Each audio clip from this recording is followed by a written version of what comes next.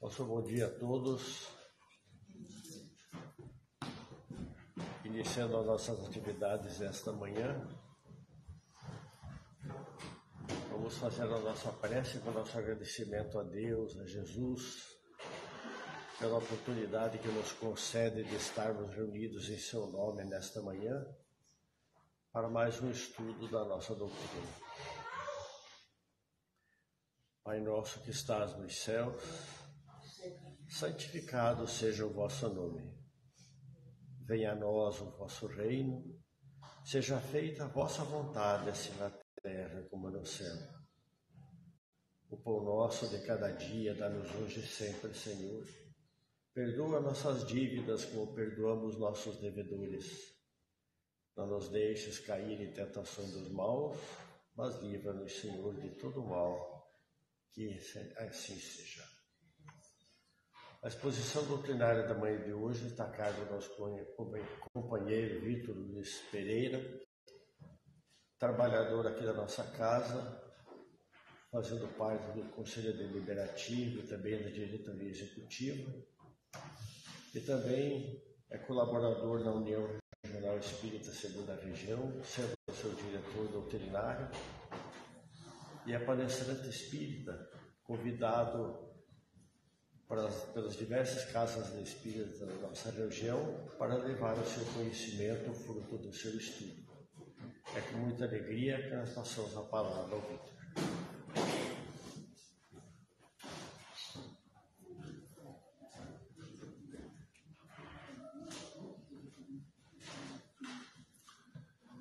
Senhoras, senhores, internautas que nos acompanham, nosso muito bom dia.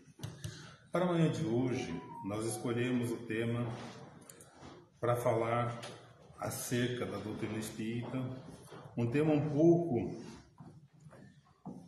pesado, vamos dizer assim, porque é algo que nos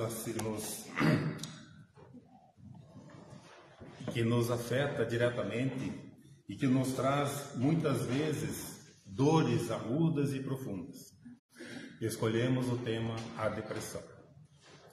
A depressão é algo que assusta a gente quando a gente começa a falar nela, porque ela começa silenciosamente. Ela não avisa quando vem. E muitas vezes a gente não sabe exatamente qual é a causa e muito menos quais são as consequências que ela vai levar. Recordo aqui do caso relatado em Memórias de um Suicida, pela psicografia de Ivone Amaral Pereira, de Camilo Cândido Botelho, que na encarnação da época que ele viveu e que ele relata a sua história, trazia ele, no seu perispírito, no seu bojo da encarnação, o aprendizado de que por volta dos 45, 50 anos, deveria ele ficar cego, para resgatar débitos do passado. Mas, quando chega essa época, a cegueira vem. E ele, como não entendia direito das coisas, toma para si algo que pesa na sua consciência, porque como ele, que é um letrado, estudado, escrevia textos, agora cego viveria. E a tristeza vai se apoderando, vai tomando conta, e ele comete o suicídio. E agora? Cometeu o suicídio. Deus abandonou? Não, Deus não abandona ninguém, não. Ele cuida de cada um de seus filhos. Conta ele que depois de desespero, de andar perdido, correndo, buscando socorro, porque quando ele acorda, ele toma consciência de se ver no cemitério. Mas ele vai para a rua em busca da sua casa e não consegue conversar com ninguém, não entende o que está acontecendo, porque ele não havia se preparado para a questão da morte. E assim muitos de nós fazemos também, esquecemos o nosso lado espiritual, deixamos ele de lado. E ele seguia correndo de um lado para o outro, andando pela rua perdido, e eis que de repente ele diz que na descrição dele, ele ouvia como se fosse um tropel, uma turba vindo correndo, e ele entrou naquilo e ele foi conduzido, e quando ele se apercebe, ele é levado para um vale. E ele vai exatamente para o vale dos suicidas. Novamente vemos aqui a justiça divina, porque nesse vale onde estava preparado, ele encontra uma caverna onde ele e mais amigos deles se alojam ali. E ali eles ficam vivendo aquele sofrimento, aquela angústia. Correndo de um lado para o outro, saindo quando dava, voltava para a caverna com o seu abrigo. E novamente a ajuda divina se faz presente quando ele ouve passando e vê passando a caravana de Nossa Senhora, da Maria Santíssima. E ele fica assustado quando o nome dele é pronunciado, Camilo Cândido Botelho. E os seus amigos também são chamados para aquela caravana. E ele vê novamente uma esperança e ali ele vai. Encontra com seus amigos e quando eles começam a sair do vale, ele já vê descortinar a luz, vê o sol. E quando eles se aproximam de onde vão, ele leva novamente um susto, uma alegria e um choque. Alegria porque ele vê a colônia a Maria Santíssima. E aí embaixo ele vê colônia de recuperação. E aí ele fica um pouco preocupado, mas ali ele começa a ter entendimento. A partir daqui então começamos a perceber que nós temos o sofrimento físico e o sofrimento mental. O sofrimento físico são as doenças orgânicas que nós temos e é uma coisa natural porque o nosso corpo ele se decompõe, ele se desgasta. Porque quando encarnamos, trazemos uma carga vital e o nosso corpo vai recuperando, refazendo as células. A célula que mais demora para se recompor e se refazer são os neurônios, que levam em torno de 7 anos. Então nós percebemos que o nosso corpo, ao longo de nossa vida, ele é integralmente renovado várias vezes. Mas costumo brincar sempre que para a dor física há sempre um analgésico, um anestésico. Porque podemos fazer um corte quando a dor está aguda, grave, aplicamos um anestésico e não sentimos a dor, mas o corte está ali. Temos também a dor mental. Essa já é um pouquinho mais complicada, porque a dor mental é um sofrimento, uma desordem emocional que ocorre internamente, que muitas vezes leva a transtornos psiquiátricos. E aí nós temos uns problemas sérios, de pessoas que não têm o entendimento e acabam entrando seriamente nas questões das medicações. E aí vem as viciações. E aí eu me pergunto, o que está alimentando os nossos pensamentos? Consciente ou inconscientemente? Como nós vivemos a nossa vida alimentando os nossos pensamentos? A neurociência vai trazendo para nós a cada dia novidades, estudos mais, porque a ciência foi se aprofundando e foi se especificando a ponto de chegar a preocupar-se com o pensamento, e eles afirmam que o pensamento que nós pensamos alimenta a nossa vida.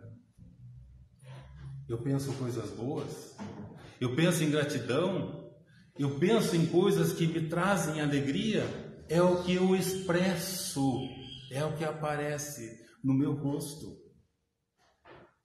Eu penso coisas ruins, como pode ficar meu rosto a partir desse momento? Percebamos, quando nós vamos a um velório de alguém, a gente começa a falar da tristeza, da angústia que aquele ser que ali está se despedindo vivenciou nos últimos dias, e a gente vai murchando, a gente vai ficando triste, a gente vai sentindo a dor do outro.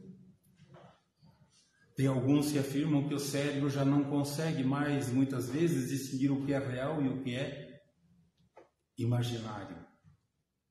Porque muitas vezes nós imaginamos as coisas e parece que estamos vivenciando aquilo de forma muito grave, muito aguda. A Organização Mundial de Saúde, criada em 1948, ela se preocupando com as questões de saúde, ela começa a trabalhar na descrição das saúdes. E por volta de 1952, eles classificam a depressão como uma doença, um distúrbio mental. Até então, ela é simplesmente tratada como um mito, uma superstição que acontecia e não era levada a sério. No entanto, nós sabemos que a depressão ela vem de muita data. A Associação de Psiquiatria Americana também organiza os transtornos mentais a partir dessa época. E aí nós começamos algumas pesquisas. Em setembro de 2009, foi divulgada pela Organização Mundial de Saúde que nos próximos 20 anos, a partir daquela data de 2009, a depressão seria uma das maiores doenças do mundo. E que em 2030 essa depressão seria a que tiraria a maior quantidade, maior contingente de pessoas do trabalho. Não é à toa que a doutrina espírita vem trabalhando fortemente nesse sentido para alertar e tentar tirar as pessoas dessa possível depressão.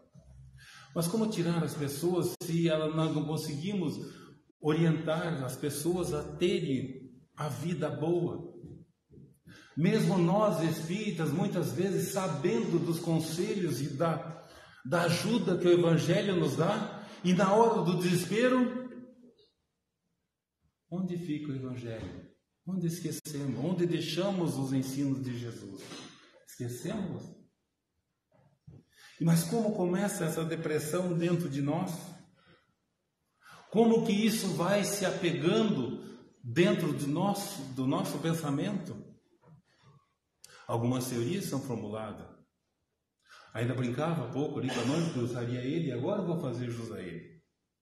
O Armando, por exemplo, ele tem uma expectativa de 0 a 10 para mim, das coisas que eu posso fazer para ele, da amizade e tudo mais, em 10, que eu sou para ele uma pessoa boa. Ele está enganado. Eu consigo responder na medida das minhas possibilidades com 7. Esses 3 que faltam, até a expectativa dele, vai ser um vácuo que nós vamos chamar de insatisfação. E essa insatisfação vai causando uma tristeza, uma angústia para ele, porque eu não estou respondendo à altura do que ele espera. E ele começa a se entristecer comigo, com as coisas que eu vou fazendo, porque ele tinha uma perspectiva de que eu seria, mas eu não fui. Então, assim, muitas vezes, nós trazemos essa frustração e não sabemos trabalhar com ela. E deixamos essa frustração ir se aprofundando. E aí, quando de repente percebemos, nós somos tomados por essa angústia, essa questão tão ruim, e ele não consegue entender como isso funciona. Quando a gente quer entender um pouquinho mais sobre a depressão, eu gosto sempre de ir lá no dicionário, na fonte, na definição básica. No dicionário Michaelis vai dizer, ele traz 12 explicações sobre depressão. E a primeira é a ação de deprimir-se, você se diminuir. A segunda é o abaixamento a pouca profundidade de uma superfície, algo que simplesmente dá uma leve baixada. No meu tempo de jovem, eu não sei agora, porque eu era do século passado, a gente dizia quando brigava com a namorada ou fazia uma coisa triste, a gente entrava na fossa, a depressão. Mas aquilo era momentâneo. Isso deve ser, é normal do ser humano ter essas quedas, porque nós fazemos um biorritmo de vida e a nossa vida é assim, nós não conseguimos ser mais ou menos estável. E aí ele vai definindo outras coisas, vai falando sobre a geologia, sobre outras coisas, e o que me chamou mais a atenção foi a 12ª descrição que ele coloca, que é dentro da psicologia, que é um distúrbio caracterizado por abatimento, perda de interesse, falta de concentração, baixa autoestima e alterações psíquicas, resultante de fracassos, decepções, estresse físico ou mental, problemas reais ou imaginários. Percebe como a gente se deixa influenciar? E a gente vem fazendo isso desde sempre. Quem de nós não diz para uma criança, seu bobo, seu tolo, você é um incompetente? E aí nós começamos a assumir essas crenças dentro de nós. E quando chegamos na idade adulta, nós não conseguimos responder porque lá atrás me disseram que eu era um tolo. Eu não sabia como fazer isso. Eu deixei isso influenciar o meu pensamento. Eu deixei isso tomar conta de mim. E tudo aquilo que eu vou fazer, eu vou encontrar esses bloqueios, porque eu sou um incompetente. O que eu posso dizer? Nós estamos vivendo hoje ou o passado. Se eu estivesse vivendo hoje, aquilo do passado não deveria influenciar o meu presente. E nós não conseguimos fazer. Mas interessante é que em 1952, como falei há pouco, foi classificada a depressão. Kardec, em 1857, e no ano seguinte, quando ele publica o Livro dos Espíritos, lá no capítulo 4, na parte 4, da Penas e Gozos Terrestres, ele foi falando sobre o desgosto da vida e suicídio, isso dá aproximadamente 95 anos, desde 1952, 95 anos antes. Kardec pergunta aos espíritos benfeitores: de onde nasce o desgosto da vida que, sem motivos apazíveis, se apodera de certos indivíduos? Aquela falta de vontade de viver. E aqui eu acho que os benfeitores foram um pouco rudes com a gente. Eles colocam para nós a seguinte resposta: efeito da ociosidade, da falta de fé e também da saciedade. Senhores, da ociosidade. O que a minha mente está fazendo? O que eu estou fazendo no meu dia a dia? Costumamos dizer que, normalmente, a pessoa ocupada não tem tempo de pensar besteira. E para a pessoa ocupada, para a pessoa que tem fé, para a pessoa que ela está satisfeita, o trabalho é uma bênção. Ela não vê o tempo passar porque ela se entrega de corpo e alma ao trabalho.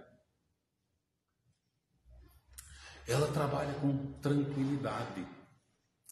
Mas normalmente a gente brinca no trabalho, eu fiz isso muitas vezes.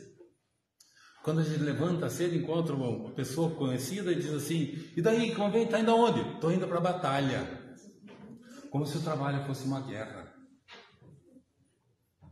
O entendimento que nós damos é equivocado. E a gente não entende. Mas ociosidade, o que é ociosidade? É ficar sem fazer nada, no ócio, no vazio. Então, se eu fico sem fazer nada, naturalmente os pensamentos vêm um em cima do outro. A neurociência fala que nós temos durante o dia mais de 90 mil pensamentos, conscientes ou inconscientes. Esse é o problema. Os conscientes até que eu consigo dar uma dominada nele, mas e os inconscientes? Que são aquelas coisas lá do passado que eu ainda não consegui trabalhar dentro de mim. Eu posso dizer para vocês, tem o ócio criativo. E é bom a gente fazer isso. Quando temos um problema, de repente nós enchemos a cabeça de pensamento com esse problema, a gente dá uma relaxada e vai buscar dentro de nós a solução para esse problema. Esse é um ócio produtivo. Porque você está buscando uma coisa boa. A segunda resposta, da falta de fé. O quanto nós acreditamos, o quanto nós confiamos de que podemos fazer, que podemos ser melhor. E a gente esquece de Deus, a gente esquece tudo. A saciedade é outro problema sério. Como eu não tenho a satisfação interior, eu busco a satisfação nas coisas exteriores. E aí eu quero estar comprando o último celular da moda, o melhor carro, ter a melhor casa, a melhor roupa, e eu vou comprar, e eu vou para o shopping, como se isso fosse preencher aquele vazio de dentro de mim. E não vai preencher. Não vai preencher, porque quando eu comprei aquilo, nos primeiros dias eu estou contente porque eu tenho um brinquedinho novo. Mas depois, já está velho. 2 semanas depois está na hora de trocar. Não é aquilo que eu queria, aquilo não preencheu. E eu vou em busca novamente de outra situação. Agora em março teremos a vinda de Divaldo novamente aqui a Ponta Grossa. Eu recordo que certa feita ele contava numa palestra de que quando ele é jovem, trabalhava numa empresa, ele perguntou para uma colega dele: você é feliz? E ela disse: não, Divaldo, para eu ser feliz eu preciso arrumar um namorado. Você que é espírita, reza por mim? E Divaldo: não rezo. Diz ele, coincidência ou não, algum tempo depois ela arrumou um namorado. E aí eu perguntei: você é feliz?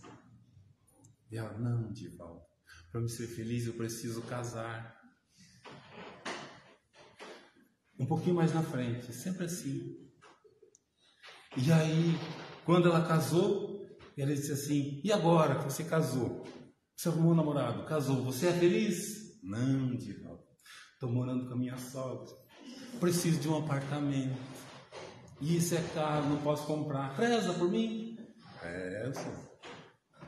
Coincidência ou não, saiu o programa de financiamento da casa própria e ela comprou um apartamento. E aí eu perguntei: agora que você arrumou um namorado, casou, tem apartamento, você é feliz? Não, Divaldo, falta um filho. E assim você vai colocando sempre um objetivo novo, uma conquista nova para que você possa ser feliz. Lá em Provérbios, no capítulo 4, versículo 23, sobre tudo o que se deve guardar, guarda o teu coração, porque dele procedem as fontes da vida. Antigamente imaginava-se que a inteligência estava no coração, razão pela qual o coração é o símbolo do amor. Mas, se os nossos pensamentos são bons, então a nossa vida também passa a ser boa. É difícil muitas vezes identificar a causa inicial da depressão, porque a gente não sabe exatamente quando e onde aconteceu e quando ela pode acontecer. A própria OMS diz que nós vamos sofrer cedo ou tarde de um processo de depressão, porque hoje 6% da população mundial sofre com depressão. E que de 15% a 20% da população mundial também pode vir a sofrer a depressão. Ela nem sempre ela vai aparecer com sintomas. Quando a gente percebe, já está. Ela tomou conta. Por isso Kardec pergunta que se apodera de certos indivíduos.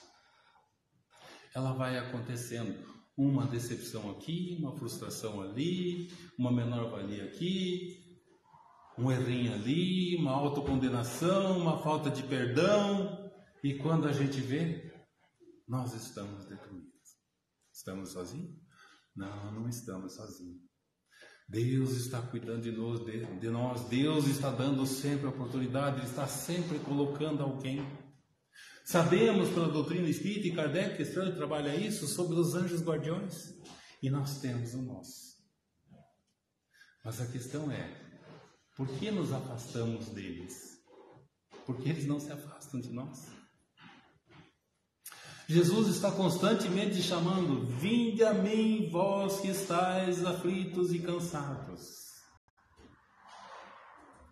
Mas Ele está chamando tão longe. Para mim ir até Ele, eu preciso fazer um esforço, eu preciso de um ânimo, e eu não tenho. Então é muito importante quando a gente começa a perceber que uma pessoa em depressão está no nosso meio, vamos tentar ver o que levou ele. Então é importante que a gente consiga identificar nele o que foi que levou ele a essa insatisfação em relação a si mesmo. Porque se ele estivesse satisfeito consigo mesmo, não vamos pensar pelo excesso, que é o egoísmo, mas ele estaria bem. Mas a grande maioria de nós está frustrada porque os nossos desejos internos não foram atendidos. que acontece com uma criança quando não ganha um brinquedinho? Ela chora, esperneia. Porém, 10 minutos depois, está tudo bem, continuamos a vida e vamos brincar, vamos sorrir, vamos... O ser adulto não. O ser adulto já sabe, não pode chorar. Mas também ele fica cultivando essa frustração dentro dele. Joana de Anjos, em Triunfo Pessoal, vai dizer para nós: impulsos agressivos se rebelam, ferindo as estruturas do ego que emerge em surda revolta, silenciando os anseios, ignorada a realidade. Eu ignoro o meu presente agora, mas eu deixo o meu ego ir falando. O meu ego é aquela vozinha que diz lá dentro: você não é capaz. Você é isso. Você é aquilo. E eu vou dando vazão a essa voz. Surda, silenciosa, e ela vai tomando conta de mim. Continua Joana de Anjos. É uma experiência subjetiva, dolorosa, quase impossível de ser descrita.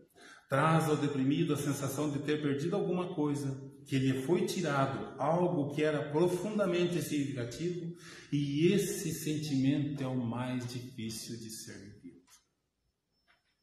Agora eu estou frustrado. E muitas vezes eu vou dizer: deixa eu curtir a minha tristeza.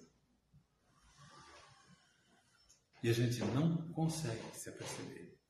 A depressão é mais que um desajuste isolado, ela constitui-se num ataque, num toque de alarme, um pedido de socorro.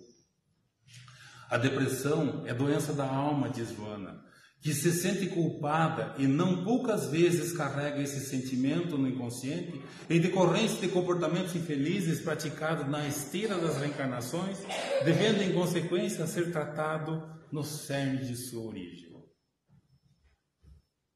Lembram do que falava acerca de Camilo Cândido Botelho no início? Na encarnação ele deveria, por volta dos 45 anos, tornar-se cego. Mas trabalhar com essa frustração para ele foi muito difícil.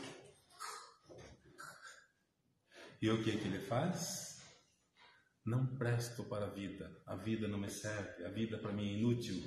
E eu sou um inútil e se suicidou. Esquecemos muitas vezes que aquilo era uma prova na qual ele deveria passar para superar processos de vida passada, como diz Joana. Ela é mais do que um desajuste relado, ela constitui um toque daquele pedido de socorro. E se eu não descobrir o que está passando dentro de mim, como é que eu posso tratar? E aí eu vou ao médico. Nós dizemos que a depressão é exatamente como um iceberg. E entre 5% e 9% dele ficam à mostra. O restante tudo está submerso. É uma pequena pedra, o navio nem vê, bom, bateu, afundou. Mesmo quando temos a consciência de que temos um problema e vamos ao psicólogo, vamos ao médico tratar da depressão, nós vamos contar somente a parte que interessa, aquela que não fere o meu ego. E aí sim, o médico, com base nessas poucas coisas, é que ele vai fazer o tratamento. Nós não deixamos aprofundar porque vai mexer com a minha estrutura emocional, com o meu eu interior. Na doutrina espírita a gente fala muito de reforma íntima, mas mexer com essas estruturas é complexo e dolorido. Trabalhar isso dentro de mim é muito complicado. E o que eu faço? Amanhã eu começo, que nem regime. Segunda-feira é o Dia Mundial do Regime. Todo mundo vai começar na segunda. Mas só que a segunda nunca chega. E o tempo vai passando. E quando eu me vejo, de repente, estou eu com meus 60, 70, 80, 90 e não fiz aquilo que eu precisava fazer. É mais do que um desajuste isolado. sem descobrir o que está se passando, como é que eu posso tratar o meu psiquismo? Em Romanos 12:2, diz, eu não vos conformeis a este mundo, mas transformai-vos pela renovação da vossa mente, para que experimenteis qual seja a boa, agradável e perfeita vontade de Deus. Se nós formos ler a Bíblia, no tempo em que a gente está pensando coisas inúteis, se formos ler, tem tanto ensinamento que nos elevam, nos conduzem, nos chamam para uma mudança. E a gente percebe que não está sozinho. E a gente cada vez mais, para mim isso é um pouco duro, porque cada vez mais eu vou percebendo que tudo depende de mim. Como dizem os palestrantes espíritas, a maioria deles, eu sou a única pessoa no mundo que consegue modificar eu mesmo. Eu não posso modificar vocês, por mais que eu tenha vontade de fazer isso. Mas é vocês que vão ter que fazer a modificação interior. Essa vontade tem que vir de cada um. E psicologicamente é fácil entender. Porque se vocês forem fazer aquilo que eu gosto, que vai fazer o que eu acho que vai fazer vocês felizes, vocês farão para me agradar. É uma vez. No entanto, se vocês fizerem por vocês, é para sempre. Porque é por vocês. E vocês vão se sentir bem. E isso que agrada. Emil Kraepelin, psicólogo, vai afirmar: ele se sente só, indescritivelmente infeliz, como uma criatura deserdada do destino, é cético quanto a Deus, como conserta a submissão entorpecida, que exclui a possibilidade de qualquer consolo e vislumbre da luz. Arrasta-se com dificuldade de um dia para outro. Tudo para ele se tornou desagradável. Tudo é cansativo. Outras pessoas, músicas, viagens, trabalho profissional. Então ele vai definir a depressão como algo que você não tem mais o que você fazer por você mesmo. Buda, em sua uma fala, diz assim: somos o que pensamos. Tudo o que somos surge dos nossos pensamentos. Com nossos pensamentos fazemos o nosso mundo. Profundo. Mas como é que andam os meus pensamentos? Em que eu penso? Onde eu estou? O maior presente que Deus nos deu é o presente, o agora. Mas eu gosto de viver no passado, sonhando com o futuro. E o presente já está se tornando passado. Um segundo depois, já é passado.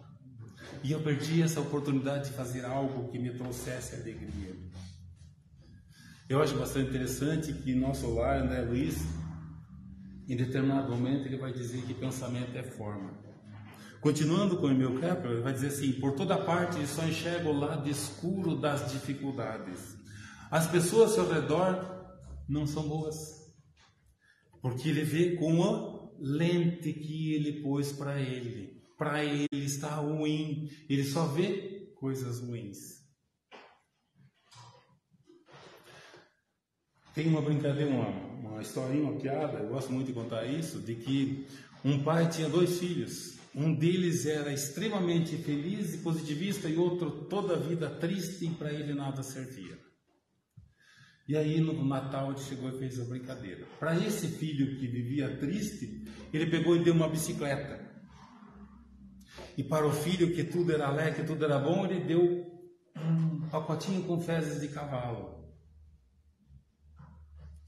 E aí quando chegou um menino triste, uma bicicleta, nossa, uma bicicleta, o que eu vou fazer com uma bicicleta? Eu tinha prometido para meus amigos que eu ia ganhar uma bola, que eu podia jogar bola, porque isso, porque aquilo, uma bicicleta não vai me servir de nada, porque eu vou andar, eu vou cair, eu vou me machucar. E o menino que era feliz com tudo que recebia, abriu para a porta: opa, ganhei um cavalo, onde é que está ele? Então são perspectivas de vida que nós trazemos. E a gente não sabe sinalizar. Diz ainda Emil: a vida parece-lhe sem sentido. sem razão de existência, sem vontade de viver. E aí, a gente vai fazendo o quê? Como é que a gente vai sobreviver a partir dessa tristeza? Lembrando, André, pensamento é forma. O que falamos agora há pouco de Buda. Então ocorre a pior das ideias: tirar a vida. Porque agora a minha vida está sem motivo, sem razão, sem sentido. Então, de ordem psicológica, nós podemos dizer que como diz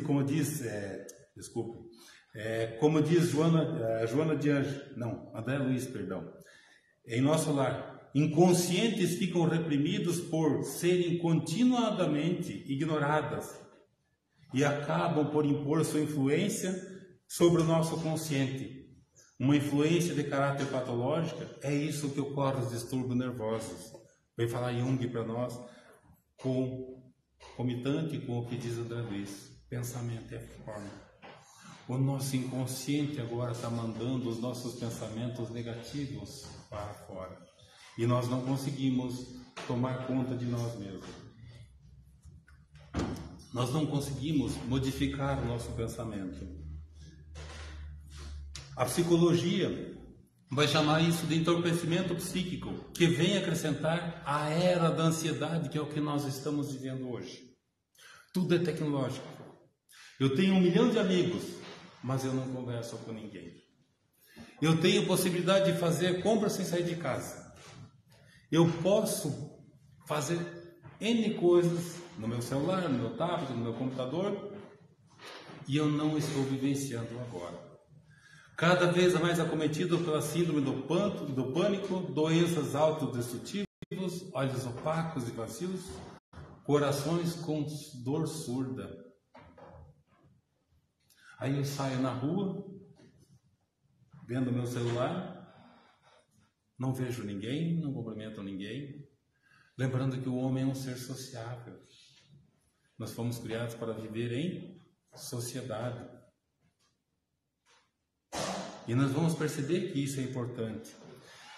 Em Colossenses, capítulo 3, versículo 1, vai dizer: portanto, se Jesus seja ressuscitado com Cristo, buscai as coisas que são de cima, onde o Cristo está sentado à destra de Deus. Buscar a felicidade não somente das coisas materiais, mas também as espirituais.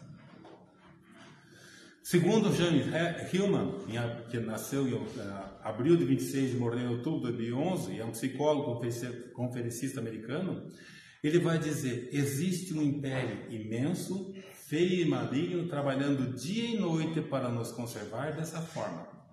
A diversão e televisão saturadas, excessivas, sonoras e fortes informações da mídia, bebida, açúcar, café, melhoria, consumismo, comprar, indústria de saúde, músculo, a medicina, o consumismo médico, boticário, pílulas para dormir, excitantes, tranquilizantes, tudo para as crianças. E nós vamos atrás dessas informações inúteis. A gente não se preocupa exatamente com aquilo que vai trazer o bem para nós. Jesus, em Lucas 12, 31, ele vai dizer: buscai antes o reino de Deus e todas essas coisas vos serão acrescentadas. Mateus repete dizendo: mas buscai primeiro o reino de Deus e sua justiça e todas as coisas vos serão acrescentadas. Quando nós estamos de bem espiritualmente, então é muito mais fácil, é muito mais tranquilo eu ter essa vida mais leve, vivenciar com mais tranquilidade. Então, nós podemos dizer ainda, fazer uma citação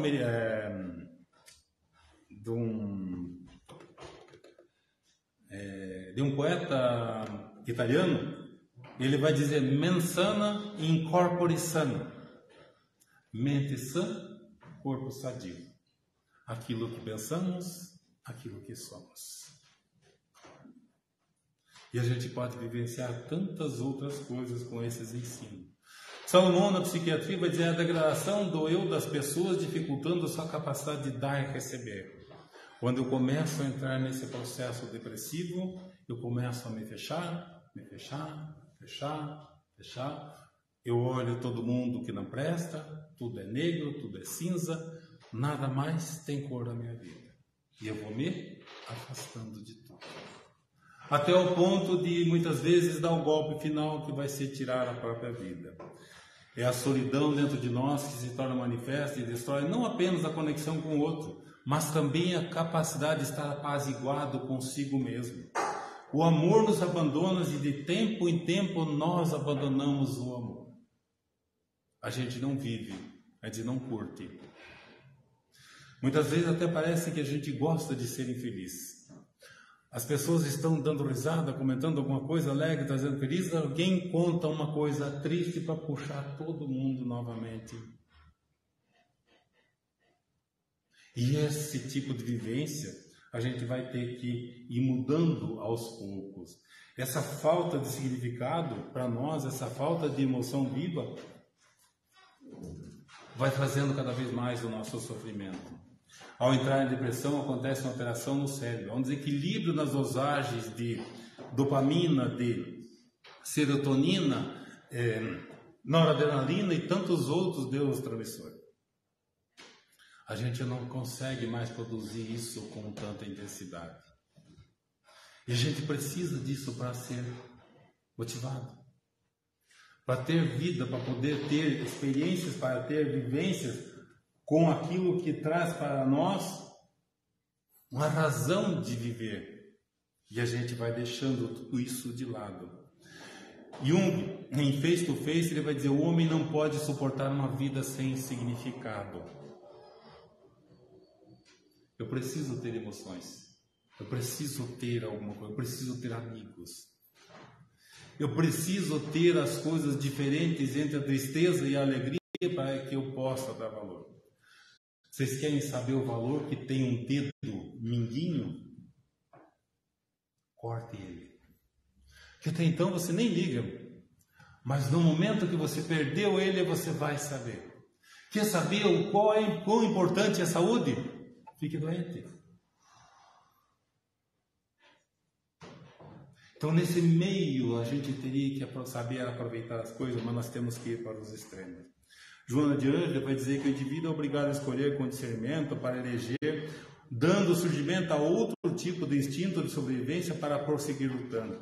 Em atitude conformista, não reagindo aos impositivos do meio, perdendo-se sem motivação ou se deixar conduzir por interesses do grupo, que lhe impõem comportamentos agressivos, anulando o seu interesse e alterando o seu campo de ação. Por nós vivemos em sociedade, nós gostamos de ter um pertencimento. Eu pertenço a esse grupo, eu faço parte dele. E muitas vezes, um jovem ainda não tem muito discernimento, mas os amigos deles, a maioria, se entraram no caminho das drogas, para ele fazer parte daquele grupo, ele também vai utilizar-se das drogas. Para que eu faça parte de um determinado grupo na sociedade, eu vou fazer exatamente o que aquele grupo faz, para que eu seja aceito por esse grupo. Nós somos criados para viver em sociedade, mas a sociedade em que nós vivemos deveria ser melhor, mas ainda não é. Então busquemos nós formarmos uma sociedade melhor, com conceitos novos, com vontades diferentes, com um auxiliando o outro, um amparando o outro, para que a gente possa crescer. Joana de Ângela então vai dizer: porém, a sonda investigadora a respeito desse cruel distúrbio comportamental da área da afetividade, a doença se exterioriza em razão do doente, que é sempre o espírito reencarnado em processo de reequilíbrio de delitos anteriores. Então agora é aquele momento de nós fazermos aquela reforma. A doutrina espírita nos fala, e Kardec nos deixa bem claro isso, que quando, através do nosso processo reencarnatório, quando nós morremos, nós enviamos para o espírito tudo aquilo que nós vivemos. Não é à toa que na questão 621, Kardec pergunta: onde estão registradas as leis de Deus? Na consciência. Então a minha consciência, enquanto encarnado, está dentro do meu cérebro, ela está registrando tudo, mas no momento do desencarne, tudo isso fica registrado no espírito. E o espírito, ele vai moldar o meu perispírito, que vai ser o meu modelo organizador da próxima encarnação. Então vamos tomar cuidado com aquilo que a gente faz, com as experiências que a gente vive, porque isso vai ser reflexo na minha próxima reencarnação. Como diz Joana de Anjos, reequilíbrio de delitos anteriores. Vamos errar menos agora.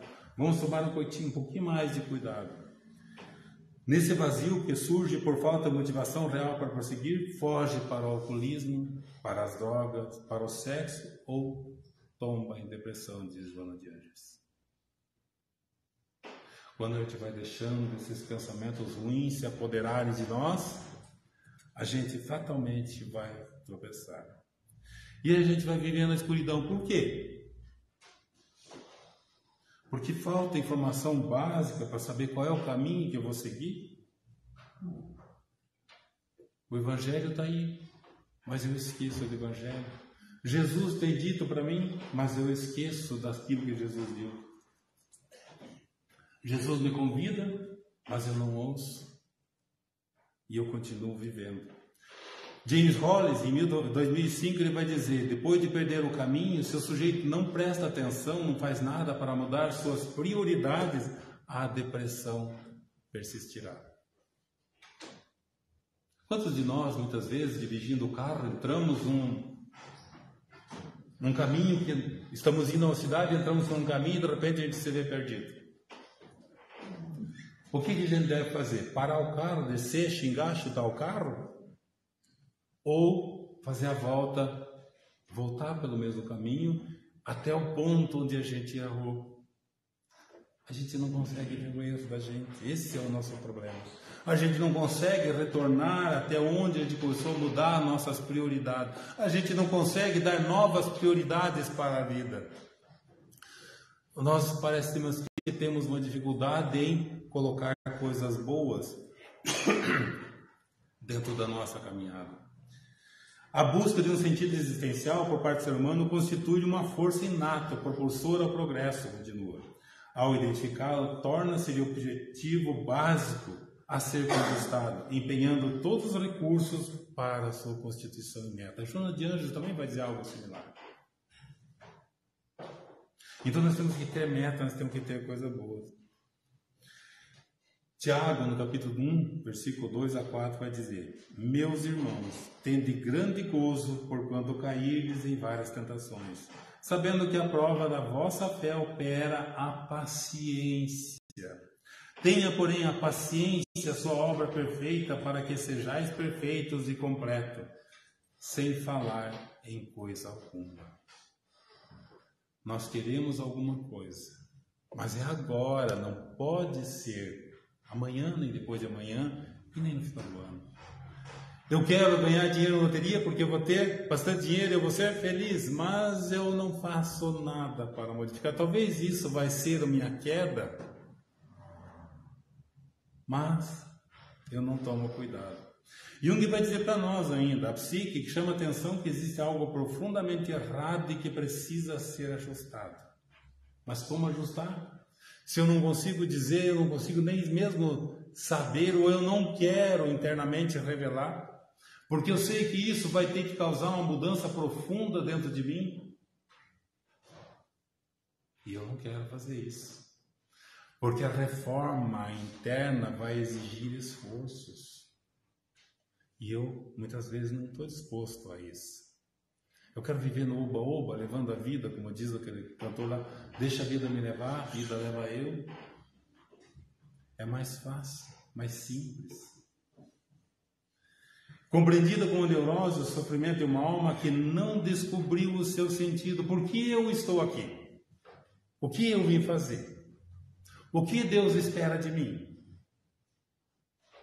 O que eu escondo dentro de mim? O que foi negligenciado no meu passado que me faz eu cair para isso? Eu esqueço muitas vezes de reconhecer de que a vida que eu estou, ela precisa ser vivida com intensidade. Para que eu possa chegar na minha idade mais adulta, mais velha, e dizer, eu vivi. Eu experimentei coisas. Eu errei. Mas não, eu deixo muitas vezes a vaidade, eu mascaro. Como dizemos na doutrina espírita, eu coloco um verniz social para aparentar para os outros por algo tão simples. Eu poderia ser feliz vivenciando. Eu não sou o que aconteceu, eu sou o que eu escolhi ser. A minha idade madura vai dizer isso. E aí muitas vezes nós vamos encontrar pessoas adultas e frustradas. Ah, porque eu podia ter feito isso, minha vida teria sido diferente. Se a gente for olhar a natureza, a gente percebe que todo dia escurece e amanhece. Uma oportunidade nova de recomeço. Todo ano repete-se. E nós repetimos as mesmas coisas. Nós esquecemos de fazer coisas diferentes. Então a gente precisa ter um olhar mais amoroso para a depressão, porque ela é um convite para a nossa mudança de vida.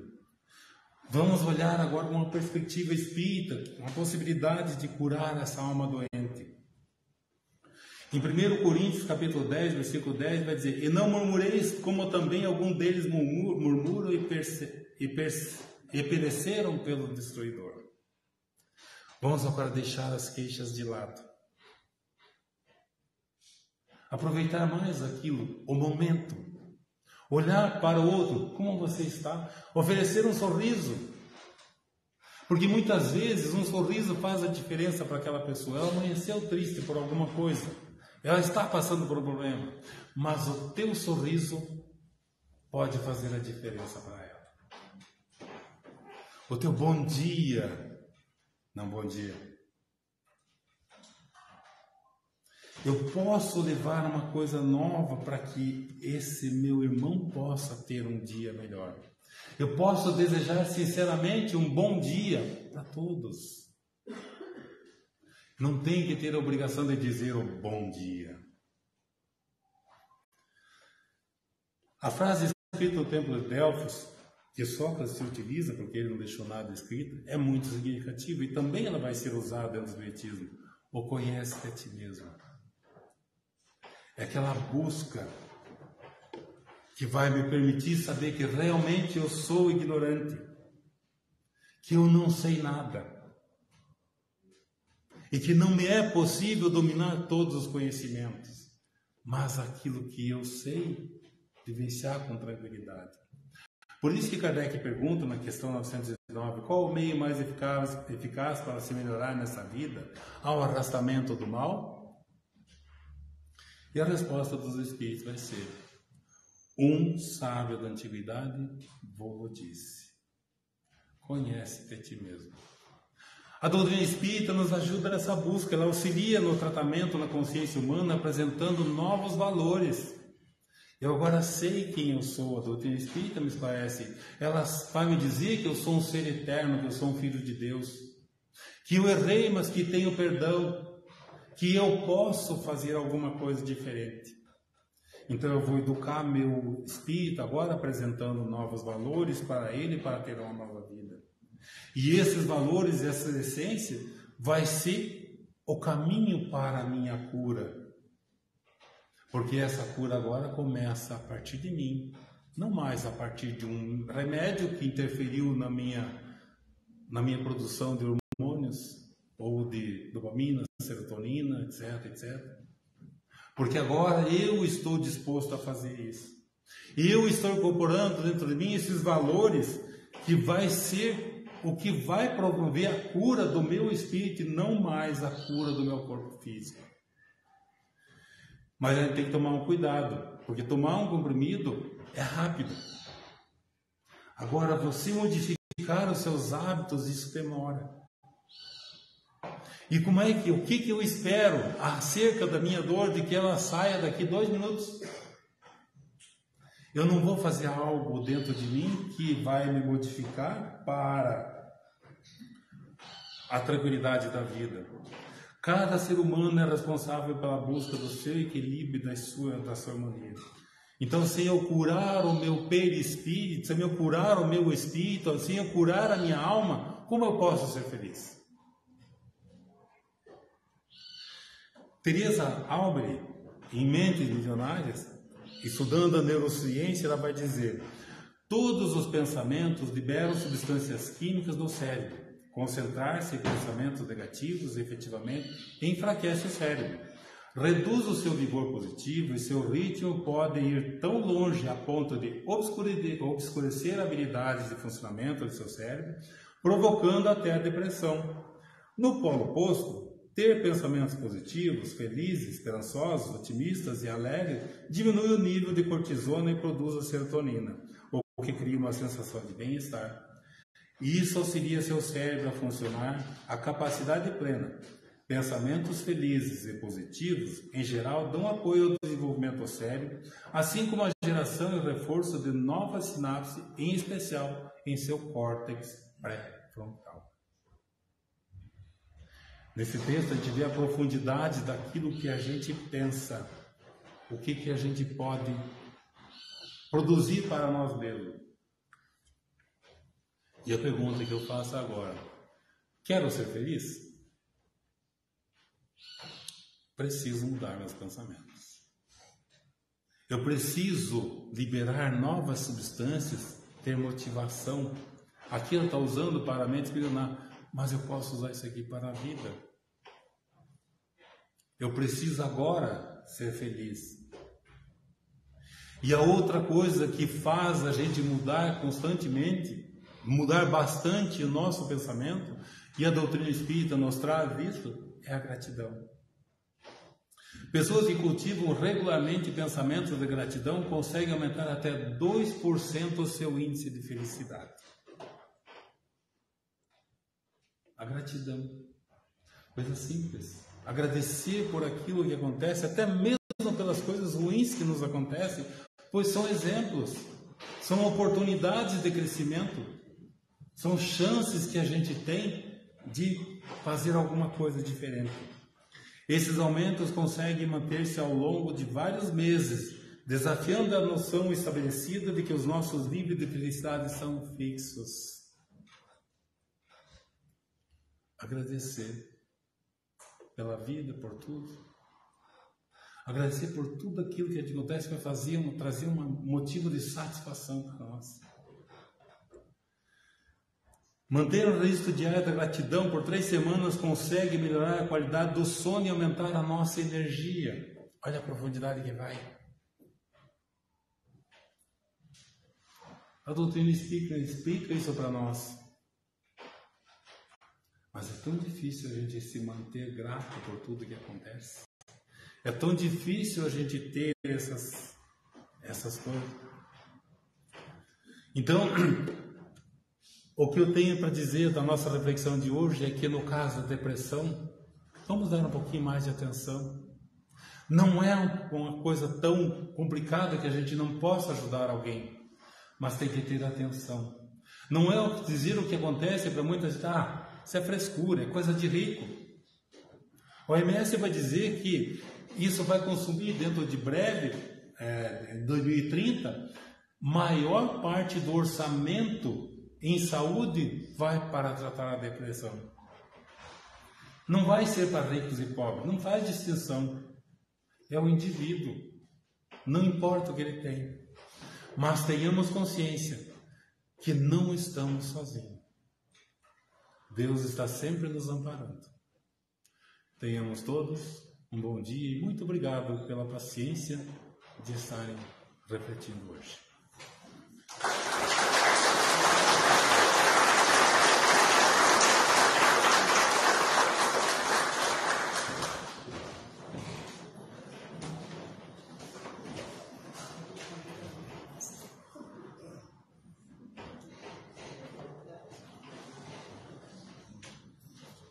nossos agradecimentos ao Vitor pela oportuna mensagem que nos trouxe na manhã de hoje, e com certeza o que ele nos disse aqui,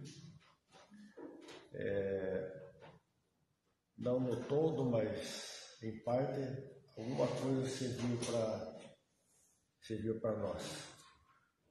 Então, que nos sirva de reflexão para a nossa semana e também para a nossa vida. Nós temos uns avisos aqui. A próxima palestra do domingo que vem estará a cargo do nosso companheiro Fábio Maurício Osmo Maia, colaborador aqui da nossa casa também, está aqui presente. Estará conosco no próximo domingo, então ficam todos convidados neste mesmo horário. A nossa sociedade tem um canal no YouTube, Cefam Ponta Grossa, e dentro da programação prevista nesse canal, nas sextas-feiras às 19 horas, nós temos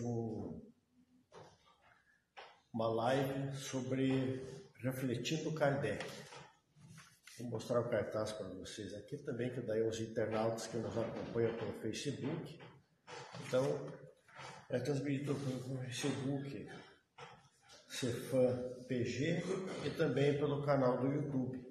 Nós pedimos a todos que nos ajudem a divulgar. São lives curtas de 10 e 12 minutos, em que o nosso companheiro Marcelo Geraldo Matos nos traz algum tema a propósito das reflexões de Kardec. A nossa evangelização infantil também retorna no dia 26, daqui 2 semanas. Já vão preparando os filhos para trazer aqui, que no dia 26 nós reiniciamos as nossas atividades. As nossas evangelizadoras estão fazendo o período de capacitação agora, nesses meses, mês de janeiro e fevereiro, para acolher as crianças, então, a partir do dia 26. Como o Vitor já comentou, o Divaldo estará aqui conosco no dia 9 de março, é uma quinta-feira, no Clube Verde, às 20 horas, com entrada franca, pedindo que nos ajude a divulgar que para nós aqui